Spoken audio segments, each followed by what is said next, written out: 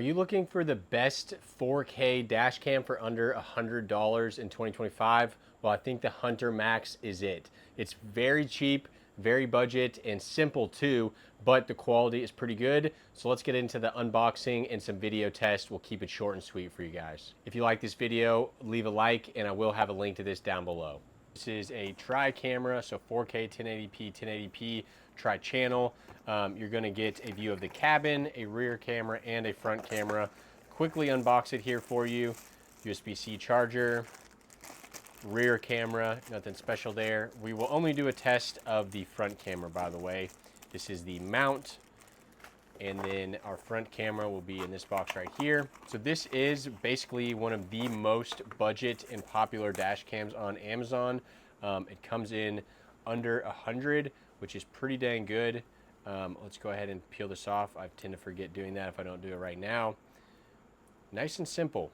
And then we've got a screen, which I love when the buttons are labeled on the front here. That makes it so much easier than trying to guess what they are, like when you're using a monitor or something like that. Go ahead and peel this lens cover off too. We will test the inside camera. Oh, wow, and it's got a little bit of battery because it just turned on. Huh. Well, there we are. Hey, guys. Okay. So let's go ahead and see, does it have an SD card here? It does, 64 gigabytes, like to see that. So again, the Hunter Max dash cam, let's go ahead and plug it into the car and get some test footage for you guys.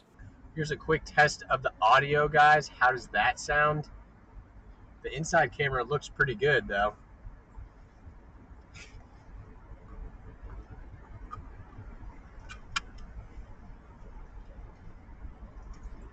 So this will start filming right when you plug it in. You don't have to do any sort of setup or anything like that, which is very nice.